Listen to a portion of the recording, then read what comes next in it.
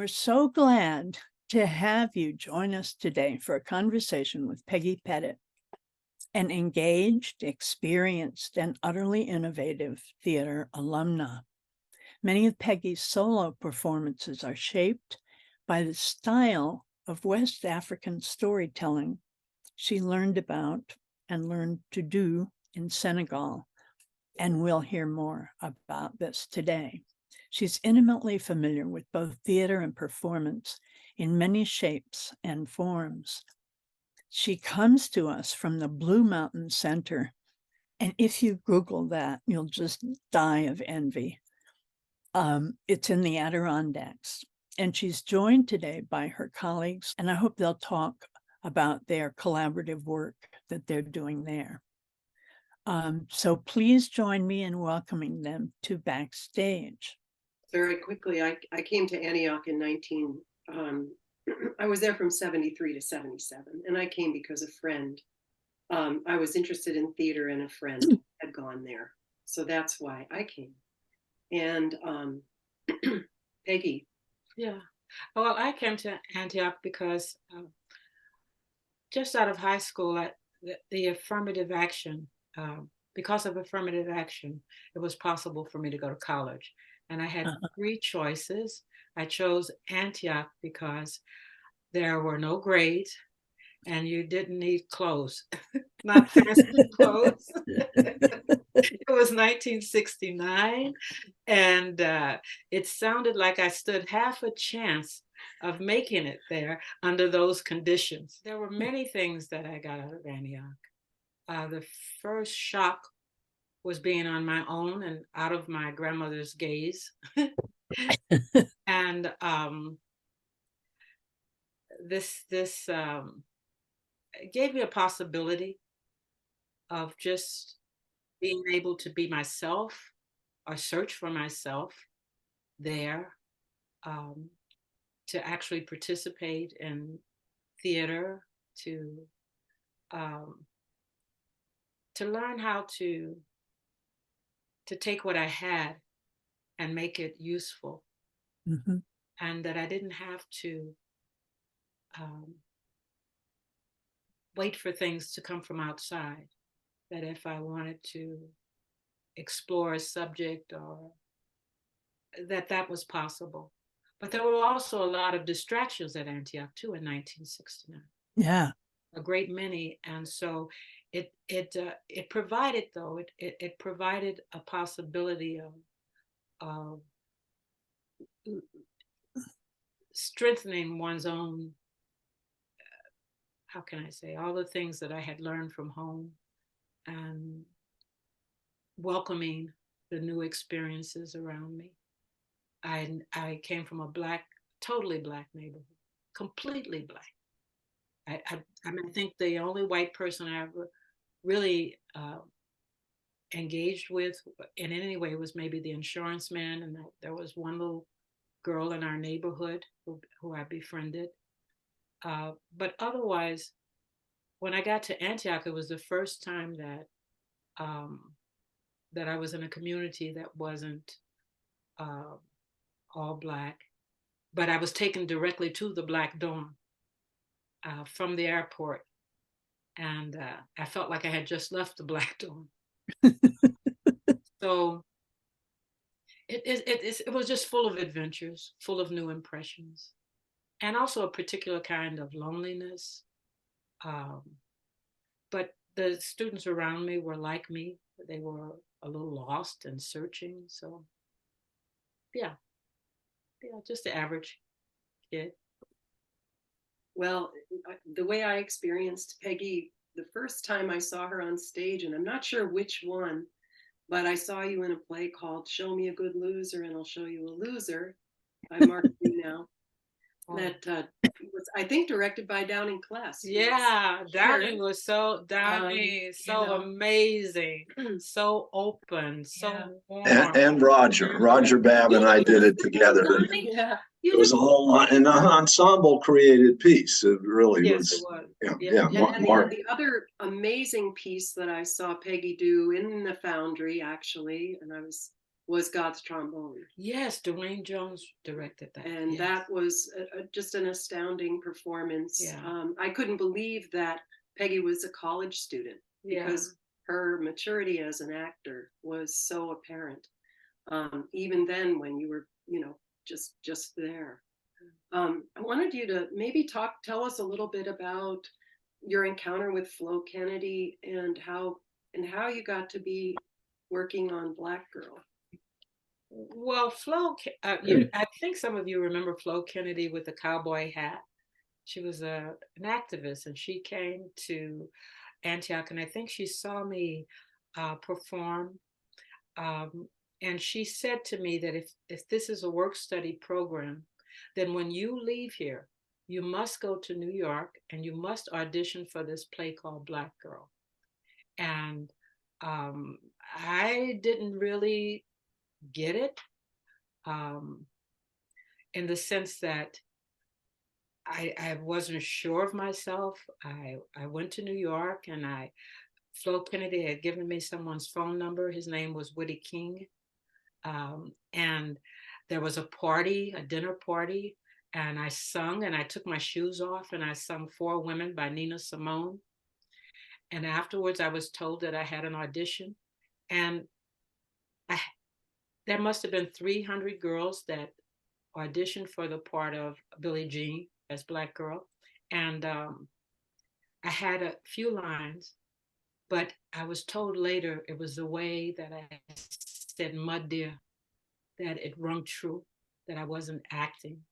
And so the dialect was easy for me. And I think that I owe to my grandmother, my grandfather. So I was sort of prepared in a certain way for that, in the sense that it was very close to my own experience. There she is. Innocent. Oh my there goodness. She is. And wow. And then poster also, Susan. Wow. The poster also. Yes. Very important. Yes. Then you finished Antioch. Just interested in what you did right after that. Well, once I was in Hollywood, there was a sense that I hate to say this, but it was a sense of I go from Black girl to Black ass if I'm not careful. And it's probably best for me to finish school. And I had that really strong impression that I needed to return to Antioch College and finish up, get my degree. And I got a Thomas Watson Fellowship to go to London. And that was fabulous because in London, I worked in the community because English people were totally in community at that time and still now. And I worked at a place called the Oval House Youth Center in Islington and the Keskedy Youth Center. That was a play I did with a group of young people. They were so wonderful. They were in London, immigrant families in London. I was 24 and just full of energy. And we just had such a wonderful time. It was community, and community was not foreign to me. I wasn't trying. I wanted to be in theater, but I wanted to be in theater to create theater and to have it to work with it as a dialogue between people. And so the fringe theater is what I said I wanted to do. Until this day, that's what I do. Theater that actually means something, says something. It's not just commercial. It's not just for profit. The profit is being with the people. And so I was 24 and I loved it. And, Hollywood wasn't my thing. It wasn't something I wanted to pursue. I wanted to return to my community, and that particular community. When I say my community, I found my community in London and in Africa and other places. And in New York, you found your way into storytelling and community in New York through, I think it was Elders Share the Arts. Yes, Talk a little bit about that. And yeah, there were so many wonderful people involved with Elders Share the Arts. Will Badgett, I think I saw him out Yeah, there, yeah. so he knows about that. Um, and it really was about going into the various communities in the Bronx, in Manhattan, Staten Island, Brooklyn, uh, going and working in senior centers, and uh, among the people at the senior center, there emerged a group of sort of individuals that were really gifted at telling stories. Mm. And because I had been raised by my grandmother, it felt very close to me. And when I heard them, I realized that there's something going on here, a possibility to bring these people together. And I asked Susan Pearlstein if it would be possible to create a storytelling ensemble of elders who could go around to different communities and tell stories that would ignite a conversation among people. Mm. And she was really enthusiastic about that. I called the group the Pearls of Wisdom because my grandmother said to me, I give you a pearl of wisdom. So I thought Pearls of Wisdom, that's the group. And that group continued, I think, until COVID. So Ah, that's another thing that I learned about storytelling. I'm sure Will, and I think I saw Cora Hook out there. Um, they know that once you go into a community and you begin a storytelling circle, you people sense the need for exchanging, the need for manifesting and telling their stories of their lives, and it will continue after you leave. They'll find a way to make it continue. mm. They might give it a new name or whatever, but you'll go back and you'll find that there's a storytelling circle because people need that. All human beings need to communicate and they need to tell their stories. Uh, I won't go on and on about it but that's basically it. I think one of the things that's so striking about what you do, Peggy, is that you you create the space for people to tell their stories both out in the world but also from inside yourself, that there are these characters and voices inside of you. I was interested, you told me a little bit about Marie Devine, and I wanted to ask you about her and the beginning of your work as a solo storyteller, Yeah. in the play Devil in the Deep Blue Sea. Yeah, I owe a great deal to Marie Devine. She was at the senior center and she was in the storytelling group, but she was very, very shy. She kept to herself even within the community. Uh, People thought she was just a little, that she had her own little quirk and they kept a certain distance. But what I didn't know is that Marie felt misunderstood. Um, and she said to me after a storytelling gathering, she wanted me to tell her story. I, I said, I can't tell your story. Your story is your story.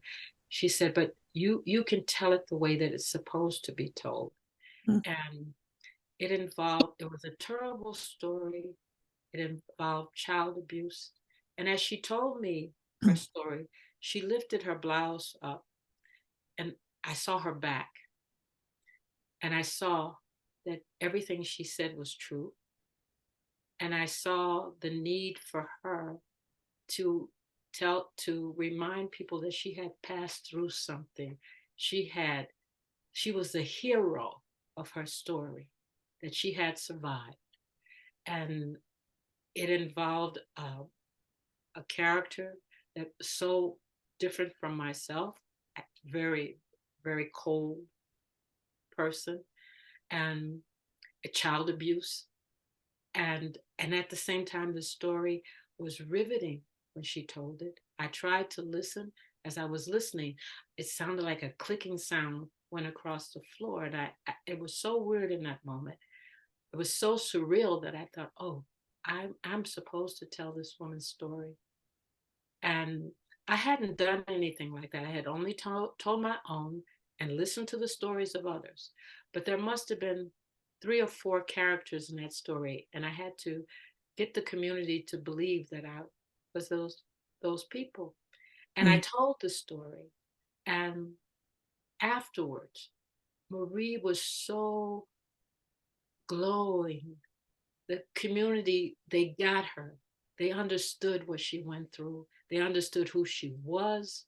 They understood how she had survived and that she was a very strong human being and had gone through very unusual circumstances. Mm. And I saw that storytelling could bring clarity. Mm. It could bring clarity, and so it was wonderful. And I played that part, and it grew into telling other stories, and I ended up with a program called Women Preachers. In order to have the audience receive me and all those different voices and characters, I had to work very hard to capture their attention. So the tone and of the material had to be based on the truth. And I found that people listen to the truth. They will listen. And and because something about it is grounding, focusing. And so yeah, Marie Divine actually, she helped me become uh, she helped me create my own material. Yeah, yeah. Yeah, yeah. So Mm. I had seen Peggy in New York, and in 1988 we worked together on a play called Polliver. We based it on 2 college friends. Yeah. Um, and it was directed by Remy TCA, and John Fleming Yeah. helped with some choreography, and we co-authored it, performed it at PS 122 and at the Women Against Racism Conference in Iowa. Yeah. You know what I just realized looking at that is that it's so funny because this conversation, the piece that we're working on, is like full circle because we were such kids. Yeah. I mean, we were so young, and yet we what we wanted to do was have a conversation. Yeah. And that's what we still want to do. Yeah. Yeah. And uh, that opened the door. And working with Louise was very well. You guys know her work, and it was just so um, humanly. It was very good to struggle that way together and to work that way together. I think that's just it. Like most of the many times, it's difficult to struggle and work things through. Mm-hmm. Yeah. You continue to work with communities, and this is the Ajoda African elders. Yeah. So At some point when I was working with Elders Share the Arts in the community and performing, I was asked to start a storytelling group in London, England. And this is the Ajoda African Elders. These were people who were living in London from Nigeria. They were coming from Nigeria, Togo, West Africa, and they had stories to tell. But their grandkids were so caught up and just trying to make their way. They weren't sitting down listening to the stories of the elders in the way that uh, that we were making an effort to do at that time. They were so open to me, and through them I saw something about being African and um, about the what they had gone through, and that Mm. for them, I I was someone who I was part of them, and I had taken that journey. My lineage had taken that journey, that awful journey to America, and yet I had not forgotten that in some way we were all returning to one another in London, England, and there was such joy in that. And they were such wonderful storytellers and so agile and ready and open. And it was just, I can't tell you. And I was with them a few months. So Peggy, you've been also working at Central Park East. yeah, and East Harlem, 106th Street in East Harlem, Central Park East. I work with the classes from pre-K through fifth grade. I tell stories in every class, and I make up original stories for the kids, and they say to me, "Where do you get all your stories from?" And I say, "From you." And the stories involve animals, they involve all kinds of things, but basically the stories are an opportunity for all of us to see ourselves in a different way and have conversations about what it means. Perhaps the issue of the day is bullying, or um, are pouting, or whatever. And so to tell them stories where Yeah. they get a chance to see themselves without being pointed at. They love it. And I listen to their stories. And we even have a talk show. With some of the kids, I have a talk show. It's called the Okra Show, because we love our fruits and vegetables. and and um, we have great guests that come on the show. They come from under the sea. They come from the sky. They come. Oh, it's just wonderful. And I interview them, and they take on the perspective of a snake or whatever. And I said, should I be afraid to sit next to you? And sometimes they say, yeah, should be very afraid. So and we just, we talk Yeah. about differences, but and how important it is to be different and to be together. It's really amazing, and as we've been working, all the stories you've shared with us, and how they just come out of you, like you have these stories in your body, in your spirit, in your mouth, that they just come. So it seems like so many. I mean, so many. And those kids are so lucky. I love that photograph, because it's like I want to be one of those kids in that photograph. But there's one little girl, you can't even see her because her head is on my belly. And that is that is that thing. I don't know what it is about a storyteller, but I think in Mm. every culture, we need stories. Um, Something about it is like as nourishing as a good apple. Yeah. It's as nourishing as any other food that you would give someone you love to grow, and they need it, and it's not something they can find. They can read good books, but there's something about the oral transmission between human beings that is so necessary for our health. The young people have but been on earth maybe 10 years Mm. max, the ones I work with. I work with NYU students too, but it's relatively a short time.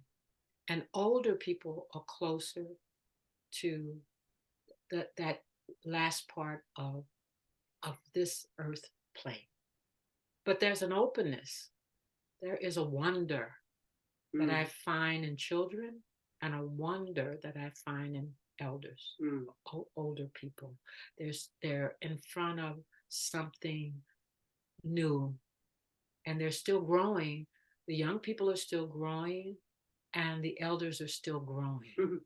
And it's just a question of I don't know, but that openness. Yeah. I think in the middle between that and being an elder, we have to have a job. We have to posture ourselves. We have to find our place in the world. We have to compete.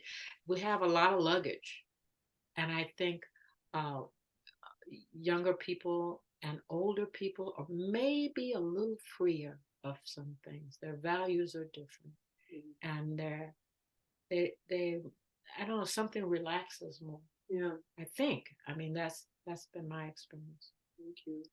So this piece, tell us about this piece. This is I think that's in the spirit. Mm-hmm. The spirit, maybe it's the spirit factor, and that's at Touchstone Theater, I think, or it could be PS 122, but I think that's Touchstone because I've done a lot of collaborations with Touchstone Theater, and I've also worked on a piece called Never Done with Cora Hook, who's out there in the audience.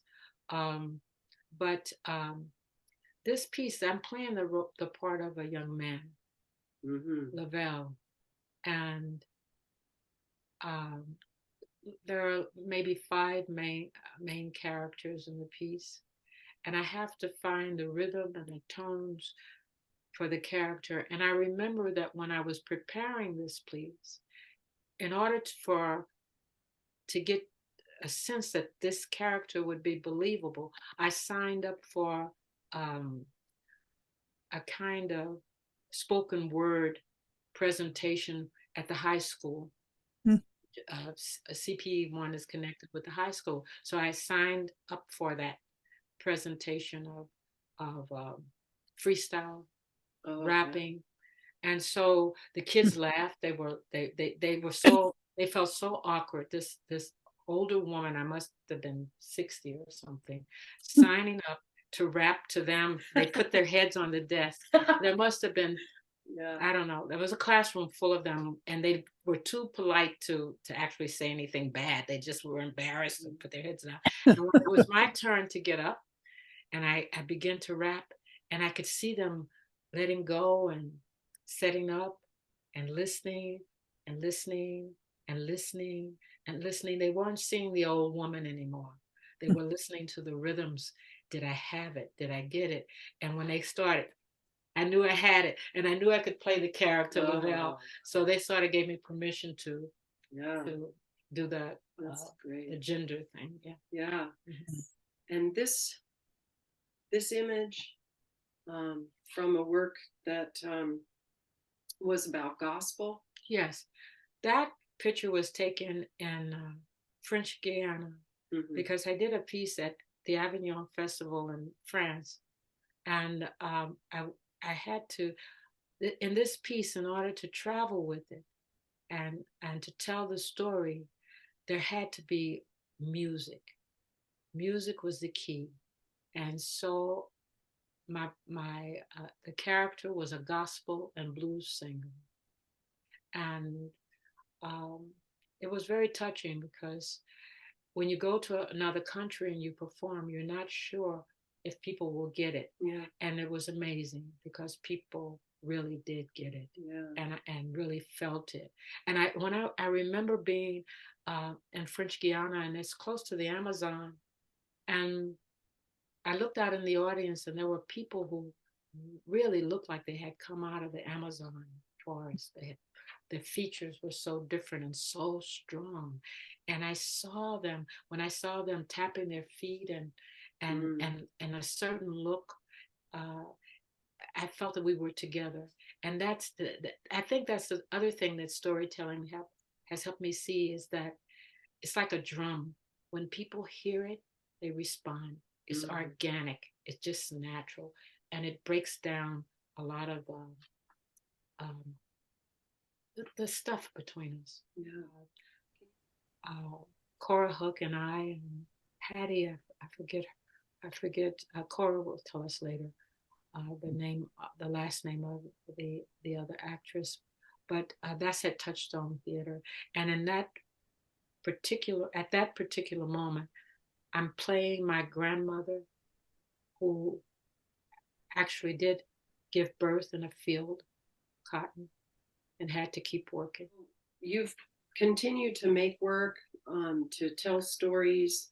Your pieces right now, you're calling them Stories for Black Lives. Can you talk a little bit about that series of writings or performances that you've been doing? Well, what I've been doing is collecting vignettes that can be part of a program that will lead to conversations. At this moment, I'm looking at Black on Black violence. And one of the reasons why I do solo pieces or storytelling is because some of the subject matter that I want to look at, not everybody wants to look at. But because it's in community, people, they want to be entertained. They want to listen. They want to be treated with respect. They like to see plays, and they like to talk about them afterwards. So it opens up a kind of space that maybe is difficult to access otherwise. That's right. Yeah. And even in the Story for Black Lives, in one story, I play a white woman who discovers that she has some Black DNA, which is a total shock for her. She has some African DNA, and It's very interesting. Well, we're here at BMC, and I'm going to bring in Lizzie Olesker. We're all working together on a piece called "The Language of Dolls." And so welcome, Lizzie. Thank you. Hello, Yay, everyone. what I'm amazing people. so honored to be here. And when you were talking about conversation, I feel in this kind of state of both, gratitude and awe each day that we're here, having a conversation with one another. These are two great women artists who I so respect. So it's been so wonderful to work with them and have a conversation through this theater that we're trying to make together. But I guess I could say a little quickly as best I can. We always find it when people say to us, "Oh, what is your piece about?" We kind of look at each I other. know. What the hell The is it about? language of dolls, and then we can't find the language. You Right. know. So I can say that things that it began, like the kind of impulses that I think it began with, one of them was a conversation that we started to have during COVID. We would meet on Zoom and talk about our pasts, our identity, how we feel, where we came from and what made our identity, how are we different, where are there commonalities or similarities. Sometimes things were very general and theoretical, and sometimes it was very specific. So when I was hearing you talk about, I love hearing your stories about going to Antioch for the first time and what you went through. So some of that is in our piece. And then Peggy and I think separately, actually, went to the New York Historical Society, and there was this exhibition of Black dolls. And we were both very, very affected by it and moved by the presence of these dolls that were handmade, that have come through. Most of them were made in the 19th century. And so we felt that the dolls were in different ways because of who we are, speaking to us. And we really wanted to explore that together. Playing with being the dolls, we're playing with dolls, we're playing with creating dolls. So this is in the studio here at Blue Mountain Center, the presence of the doll itself. And so anyway, just want to reference that for a second. And I guess one other thing I'll say is we've made our own dolls. I should bring them, but so each of us have a doll that expresses a part of ourself. You named them the soul dolls. And so those dolls have speak or sing or move. Or tell historical facts. Tell stories. Yeah. We've been doing a lot of reading and sharing that. Audre Lorde, Isabel Wilkerson, Angela Davis, all these, through time, different historical writings as well. And we're trying to make a piece. And then can you just show the last slide, Susan? Kind of wandering around in this amazing landscape that is actually informing the writing of the piece. And that's Peggy, the edge of the water there. Singing. I was singing. Tell me, how did you feel when you come out the wilderness? You come out the wilderness. You come out. Because we're in the wilderness for real. Yeah. So we're also talking and writing about the trees and how they mean different things to us. But yes, somebody asked, I saw quickly in the chat, yes, we're trying to come out of this residency with a script. Wonderful. That is our spiel. And Thank you so Thank much. you so much. Thank you for having us. Thank you. Yes. So any questions or comments from the group? Yeah. Barry, do you want to take over? I'm an alumni too. I don't know if that was said.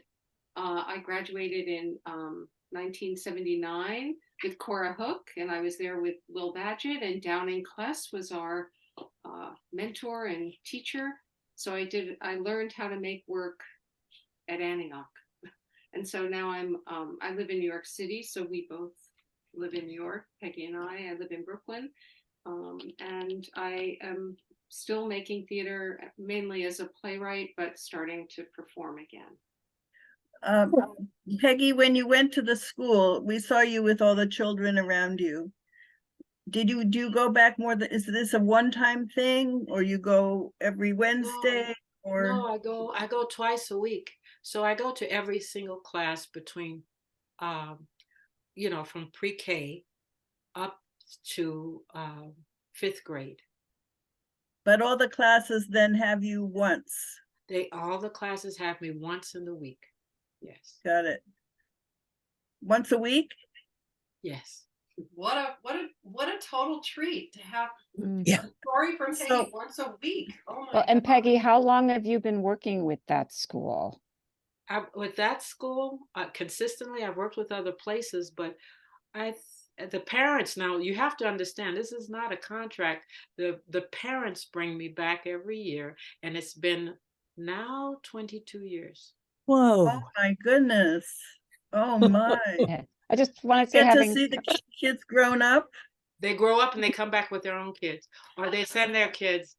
And now I remember particular, I'm not going to name any names, but there was a little boy that I put on my lap, and he was completely wet, and I didn't squeal. He was so grateful I didn't squeal at the time. And one day he came back to the school. He was a grown, handsome man, and I just thought, oh wow, yeah. I just want to say, from having worked with Peggy on a variety of projects, she is committed to the communities that she works with. Nothing that she does is like a one-off kind of thing, really. She's returned to Bethlehem, where I am, numerous times, and is kind of part of that community. Everywhere she Who's works, she really speaking? Who's builds. speaking? Sorry, this is Cora. Sorry. I think that Yeah. that's a Can really we see important you? aspect. I should. My video is Yeah, on. we can see her. I'm Yeah. here. There she Okay. is. That is a really, Cora. really deep part of what she does, what all of these ladies do. Thank you, Cora. Ditto, kiddo. Peggy, could you talk about the music part of your career? I know Paula wrote a question, and a lot of your pieces you sing. Had you sung before growing up in Antioch, or did you develop your voice as you needed singing in a work? I've always sung. I mean, that is the thing. My grandmother always told stories. We didn't have a lot of television, so it's not like I invented anything. I had uncles who came up from different places like Mississippi who were wonderful, rib-tickling storytellers, outrageous. And I had family and I sung in the community. I sung in church. I never did not sing. So that's something that it's something I need. I need to be around music. I like hear, I need music. Have you had people or children tell their stories singing them? Have they used singing as a vehicle for storytelling? People they come from different cultures, different ways. They have their own stories and nursery rhymes and riddles that they grew up with, that were handed down to them. And there may be a moment when we gather around that and exchange. It's funny because I'm a solo performer, and I play a lot of characters, and really and truly you could not work alone to do what I do. My husband directed most of my pieces. My husband passed after 40 years, but we worked together for a long time. So I've never been isolated. It's solo, but it's not selfish storytelling. It involves everybody. And I think as much as people can sing for themselves and teach us a song that we may not have known before coming together, it's better to have people sing their song and share it. It's an exchange.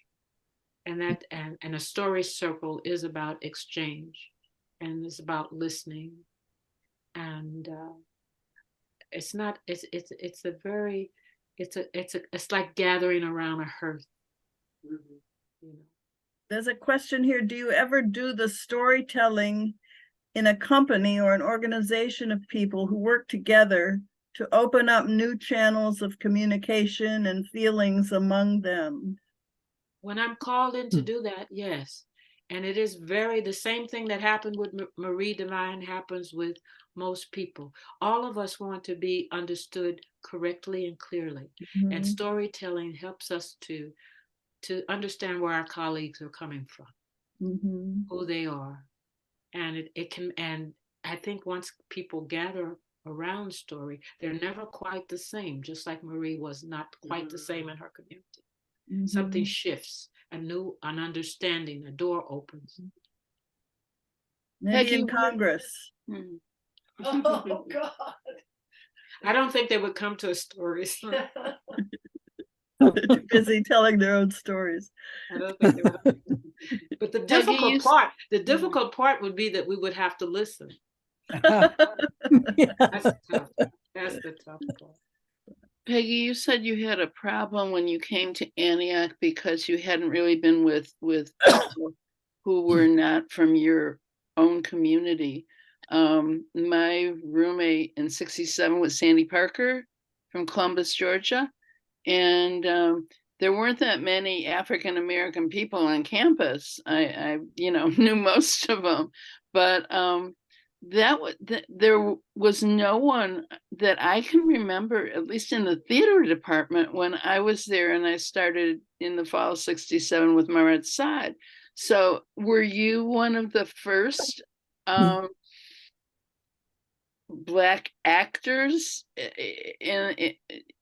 other than John, maybe, who was a different div in the theater? And what was that like? Because you were really paving the way. I never saw myself as paving the way, and I often don't see myself as being the only person, but often I am the only person of color in different situations. But what I remembered was the humanity of Downey. There was we had so much fun. It was not about, I never, the first time I was asked to lie down on the floor, look up in the sky, breathe deeply, let the air come in your mouth, let it go out your belly. I thought, what the hell is this? And it was just wonderful. It was just wonderful. I'd never done anything like that before in my life. And lying down in the grass and running around with my shoes off, I welcomed it. And so, in that sense, but I always felt that, I don't know the odds of coming in under affirmative action. I don't know the odds of survival for those students. I may have been one of the few that actually continued and finished. But I do remember, and I must say this, that the day that I went to the dean's office, I forget her name, when she gave me my diploma, she said, "So you're one of those." And I was really taken aback. I was really taken aback. And I think, well, nothing will erase nothing that was wasted about my experience at Antioch. And where did you come Harold Sanders floating out of the creator has a master plan, all that music, and I don't regret any of it. No, not at all. Where did you grow up, Peggy? St. Louis, Missouri. And my grandfather worked in a steel mill. Sorry, Missouri, did you say? St. Louis, Missouri. And my grandfather he worked in a steel mill, and my grandmother was a housewife. And the irony too, another irony is that my actual father, he got 12 years. He served 9 for marijuana possession. And actually, when I got to Antioch, I probably saw more marijuana than I ever, than probably what he went for in the 50s, because that was the 50s. So I was hit right away with this stark contradiction. How long are all of you in residence together here? And are you trying? This was our halfway point. So we've been here 2 weeks and we have 2 more weeks to go. It's a solid month. Wow. Wow. 2 more weeks in heaven. Fabulous, fabulous, fabulous. It's an amazing place. Amazing. Yeah. Where is here that mountain you were talking about before? Blue Mountain Center. And I came actually of myself as a playwright in 2013. I'm sorry, 2010, 13 years ago. And so I'm back again, but it's so different being in collaboration like this. Mostly it's solo writers who we're with, and then visual artists. So and journalists mainly, and a musician, but it's rare that they take 3 people. Yeah. Mm. Mm. Yeah. They do have a focus on social justice here. And it is really different than other kinds of artist residencies and artist colonies because they work to create community and to, the conversation, I don't know, I'm just blown away. The conversations around the dinner table and what people are trying to grapple with. They said, it's interesting, they have a 3-legged stool just like Antioch does. Antioch has co-op, community, and classroom. Here they have rest, nature, and work. So they really want people to rest. They want rest, nature, community. That's right. Sorry. And productivity. And productivity. See, I get but it's everything. This is why we need 3 of us. Yeah. But that's. Yeah. But it's 3-legged stool. But nature's a big part of it. Yeah. And community's a big part of it. So yeah. It's really that's great. right. And where do you intend to take the language of dolls once you're beyond this wonderful experience? That's the million-dollar question, Downing. But yeah, we've talked about it. Actually, maybe Peggy. I think we're trying to, that's part of our discussion. We're just trying to be in the space of being creative and making it together, which is so wonderful.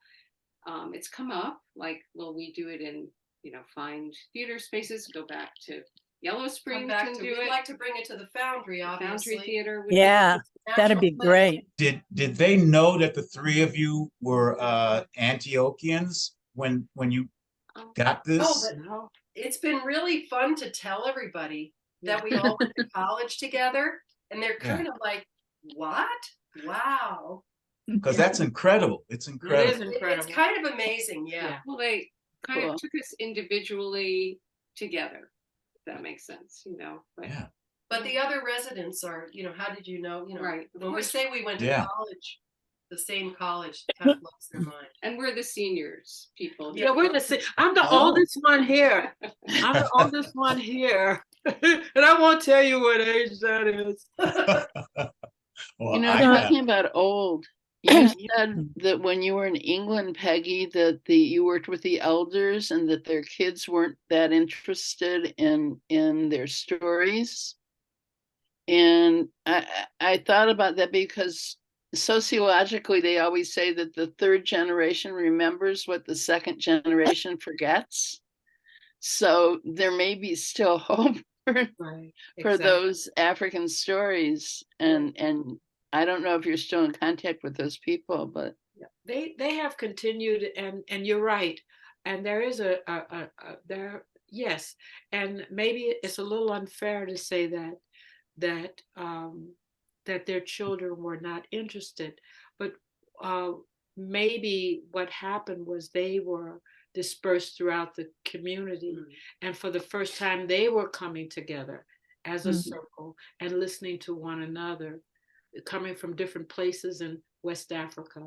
And so I have to be careful with that because I'm not sure that but I do know that they so appreciated that I wanted to hear what they had to say. I think time is everything. I had the time. Their children were busy finding work or having jobs and raising families. I had the time to listen.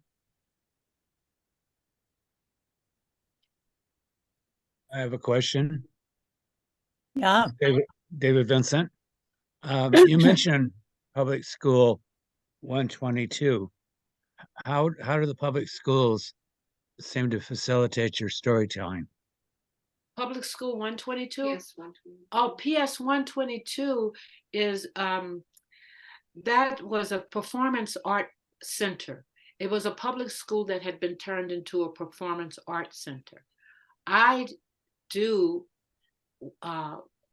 work as a storyteller in schools, public schools, but that title, the PS 122, is the title of what then was a theater. It's actually called Performance Space 122. They took the PS and called it Performance Space instead of public school. And it's still a theater. And it's still, Yeah. still it's- Did I hear you correctly that you said at the beginning that you were encouraged by Flo Kennedy? Yes.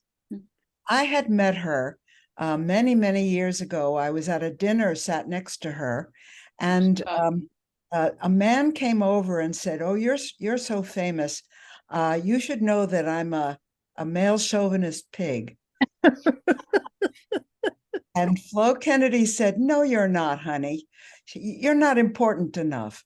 Now, oh, he's a male chauvinist pig. Maybe the president, he's a male chauvinist pig. But everybody.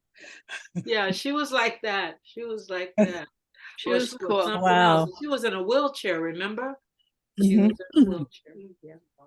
Yeah. Yes, and she's the one who said if men could get pregnant, then abortion would be a sacrament. Mm.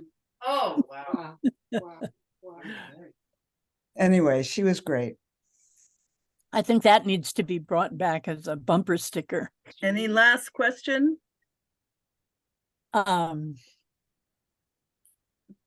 Yeah, if you have questions for Peggy, this is her question line.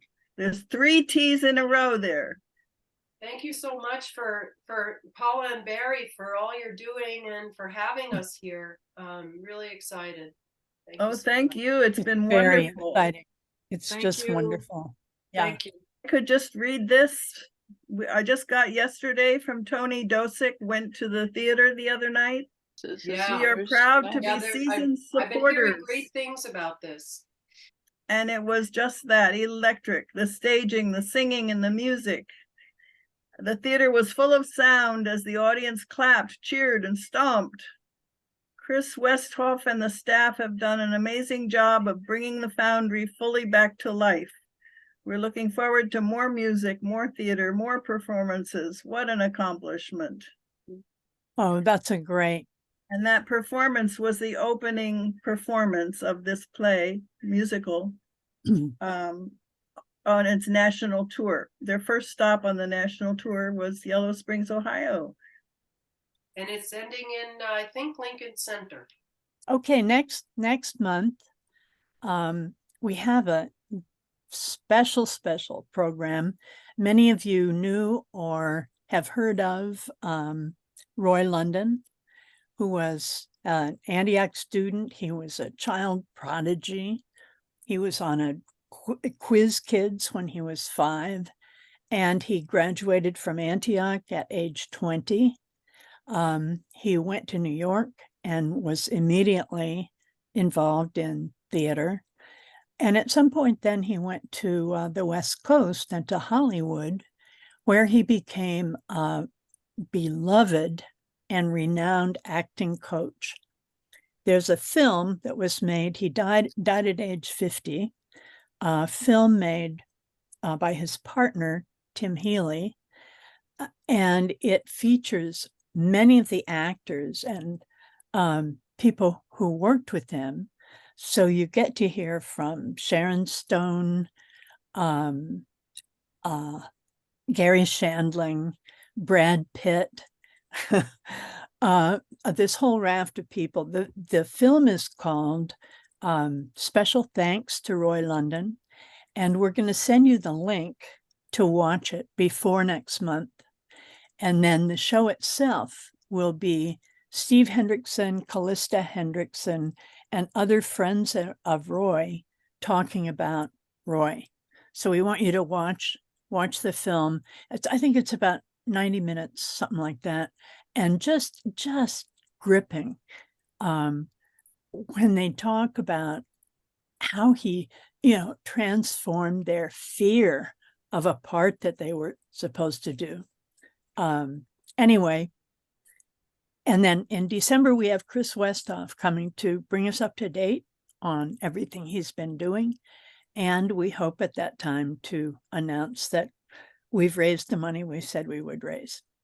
So, everybody. What are the dates of these Penny, events? so great to see you. Thank you. Bye. Second Saturday of November, second Saturday of December. See you, Will. Just Thanks wanna so see much, the doll Peggy and show. Louise. Yeah. Great to see you Wanna all. see the doll show. Thank you.